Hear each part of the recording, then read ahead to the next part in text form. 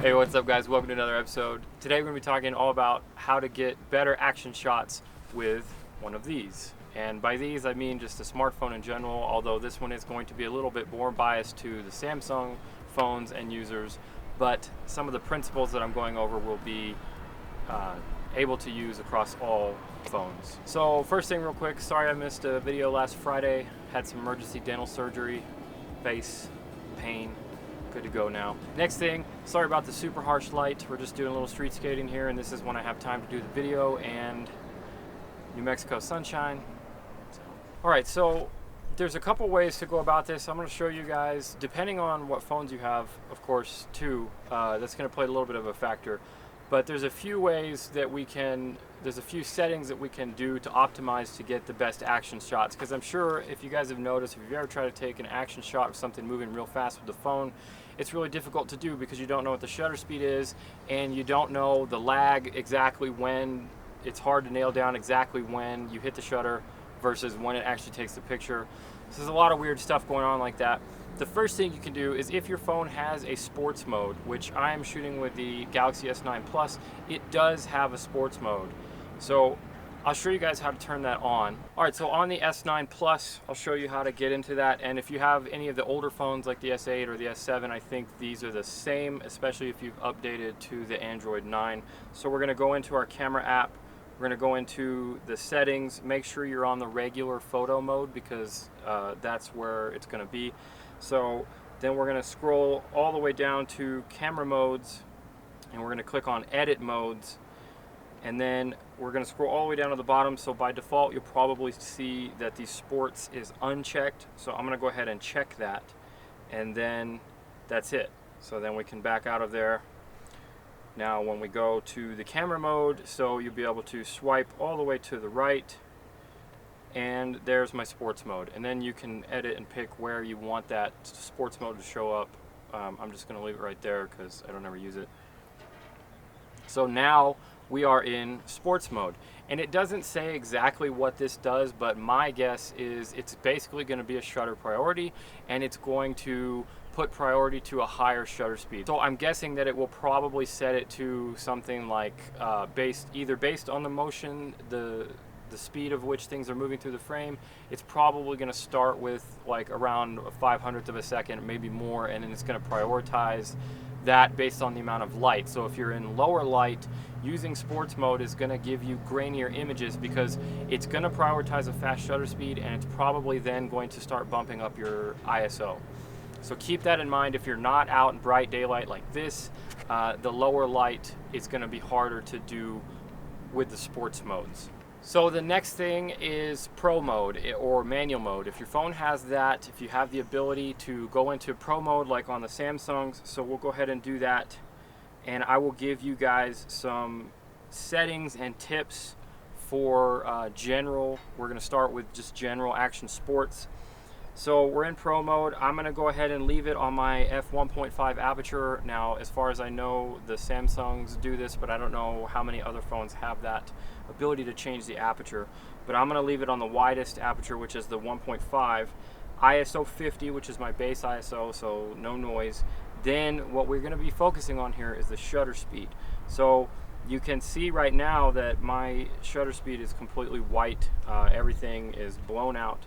So we're going to slide that up until it looks good. So right around in here, we're at like 1/1500th of a second. So that's pretty good for action. That's pretty good for freezing photos and all that. So and our clouds are a little bit blown out, but that's okay because you can see the shadows. You don't want to crush the shadows completely because when we're shooting our subjects, chances are parts of your subjects like the face or whatever are going to be in the shadows. So in this case I'm okay with the highlights being a little bit blown out. So that's my settings. ISO 50, just your base ISO, as low as that can go. Your aperture as wide open as it can go if you have a phone that can do that. And then your shutter speed, you want at least a 500th of a second, maybe more, depending on how fast things are moving. So for everything else, I'm going to leave it in autofocus, and I'm going to leave it in the regular white balance. I went ahead and set it to daylight. White balance, you can leave in auto. It's probably going to be fine for that. But the key thing for action during the daytime is shutter speed. And the key for action during lower light or indoors or whatever is going to be a combination of shutter speed and your ISO. So the other thing that you can do if you just have, if you don't have pro mode, or if you don't want to mess with all of this stuff, is burst mode. So a lot of the Samsung phones, and I believe the iPhone maybe, and some of the other phones have burst mode. So for Samsung phones, if you're in the regular auto modes, you can enable the burst mode, and then basically you just hold your thumb down or hold your finger down on that shutter button, and as long as you're holding that down, it's going to capture. And I don't remember the rate that it captures, but it's somewhere between like 10 and 20 frames a second or something. It's pretty fast, so it captures a lot. I have used this a number of times to capture pictures of Tristan here jumping off the boulders, so that's definitely handy. So what I'm going to do now is I'm going to have Tristan come over here and ollie off of this thing, and we're going to take some pictures. I'm going to take some burst mode sequences. I'm going to take a couple in pro mode, and then I'll try to take a couple in auto mode, and we'll see which ones work the best and how everything's working out for the phone. Also, I don't know if you noticed this or not, and this does not have any bearing towards the photos or anything that you need, but I am shooting with the Moment wide angle, and that's just because I want a wider field of view for this shot, and I don't have that. So when I go to pro mode on the S10, also I will switch to the Moment wide, because you can't use the built-in wide angle from the S10 in pro mode. So, but again, that has no bearing. You don't need this at all. I'm not pushing it or sponsored by it or nothing. It's just, if you notice, that's what I have on there. So let's go ahead and get Tristan out here, and we'll take some shots with those 3 different methods, and we'll see which way I kind of think is going to work the best. So let's get skating.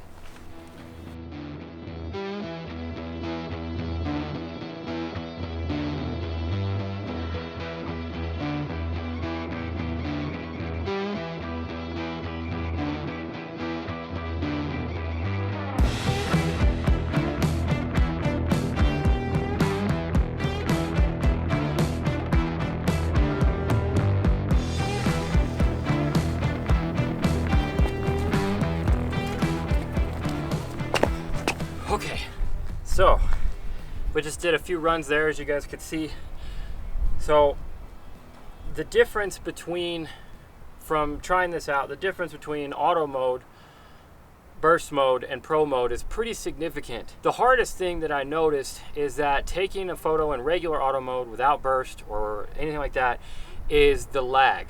So if you're in a situation like we are, where I can have him do it again, then you can figure out that lag, and you can take it before. Because what I wanted to do, coming from a DSLR world, is I wanted to wait until his board was as level as possible and his ollie was as nice as possible before I click that shutter button. But I have a really hard time doing that with this because of the lag. So if I wait that long, then I get the shot right here where he's already on the ground. So that's the first problem. Burst mode obviously eliminates this problem completely, because I hold the shutter button down before he even starts the ollie, and I hold it down until he ends the ollie, and that ensures that I captured everything. So scrolling through these burst shots here, I can pick and choose which one I want, and I've got the perfect shot. One last thing that I wanted to mention to you guys is, if you have, like on the Samsung phones, on the newer Samsung phones, they have the motion picture, the movie picture thing. So let me tell you what that is. So if we go into camera and we go into settings, we go enable right here, enable motion photos. So this will record a short clip of what happens before each picture. So if you took it late in auto mode like I did, then this will have recorded like a couple seconds before you took it, and then you can go back in there and capture that perfect moment. So that works really great if you don't know what's going on and you know that you might miss the shot. Okay, so lastly, there's pro mode. And in the pro mode, the great thing is you can control your shutter speed, of course, but I found that I still had a little bit of lag. The lag is nowhere near as much, surprisingly, as it is in auto mode, and I was able to get closer to that, but you're still gonna have to find that sweet spot between hitting it and then adjusting for that lag. So in my case, to get Tristan's ollie nice and leveled out, and I managed to hit that a couple of times, but it was much easier in burst mode overall. The other nice thing about Pro mode, of course, is that it saves the raw image, so I have a little more room to edit. If you know you're going to be editing, and if I really want to boost those shadows and drop those highlights and do some harder edits on there, then having the raw there is going to be much more beneficial to you in being able to edit the image and it hold up and not be crushed with those colors and the banding and all that stuff that happens to JPEGs. So far with all of these different methods, I definitely am leaning towards burst mode. I've used it quite a bit. So I would definitely lean towards Pro mode though if you're in a situation like this where you have a controlled environment like I do. My son is skating, I can tell him to do it again. But if you're at a baseball game or a soccer game or something like that, Pro mode, it depends on how comfortable you are with wanting to take that chance. There may be other phones out there that have the burst mode in Pro mode. All right, I gotta sit down because my knee's falling off. Perks of getting old and broken. Anyways, so there may be phones out there, and I think some of the older Samsung phones before Android 9 might have had the burst mode in Pro mode, but if you have that, then that's definitely the way I would go personally, because I love to edit, I love to push my images, and I love having the raw. And the burst mode is definitely the best thing that I've found for doing action photos with the phones. So I'm going to go ahead and wrap it up here. That's kind of basically those are the best ways I think that you could do action photos with this, with the smartphones. I do have, if you're interested, I do have a couple of action photography tutorials on like techniques that involve panning and stuff like that that will help. And those are done with the DSLRs, for DSLRs, but they're made for anything, because panning, I didn't go over that here because that's more of a principle of photography thing. But if you want to learn more about panning and how that can help your mobile photos too, then you can check those videos out because they're much more in depth and they'll help you out regardless of what you're shooting on. All right, so just to wrap it up, the best ways that I've found to do action photography on my phone are the burst mode is definitely, I think, going to be your best option, followed by potentially the motion photo if you have that ability on your phone and you are unsure of how to do all that kind of stuff. That'll really save you. And then the Pro mode, because you can set your shutter speed and you want that faster shutter speed to freeze the action because you don't want the motion blur in your subject. So being able to control that in the Pro mode is really great. And then having those raw files, again, like I've mentioned, also great if you know you're going to be editing. And that's not to say that you can't edit the JPEGs. In fact, I encourage you to still edit your JPEGs, even if that's all you're shooting in. Something like Snapseed or Lightroom Mobile or whatever editing, I always encourage editing your photos no matter what. It's going to help you become a better photographer. It's going to make your photos look that much better, and that's it. So bottom line, just make sure you're paying attention. If you're in auto mode and you have nothing but auto mode, if you don't have any of these modes, then you're gonna have to figure out the lag and make sure you time it right, and make sure you're in good lighting too, because in auto mode you won't know when it's gonna start increasing that ISO, and that's bad. So if you guys have any other questions about anything that I went over or didn't go over concerning the action sports photography with your smartphones, make sure you leave those in the comments below and I'll definitely answer them. If you haven't already, make sure you subscribe to the channel. I've got new videos every Tuesday and Friday. Thanks for watching. I'll see you in the next one.